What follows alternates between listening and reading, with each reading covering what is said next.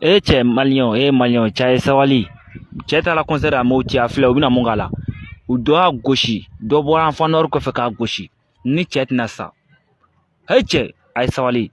a ye ko dɔw bɛ yen a y'a dabila quoi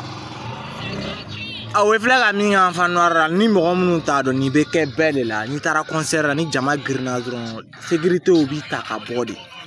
parce que la Enfant Noir tun bɛ fɛ ka pan ka jigin faniw kan de n'u y'a dɔw y'o kɛ o man ɲi peut-être u bɛ se k'a blesser sa ko de sa sécurité k'a ta ka taa n'a ye sinon o bɛna se a ma mun kɛ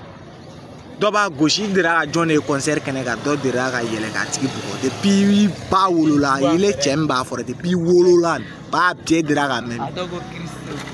bɛna min fɔ SD Wara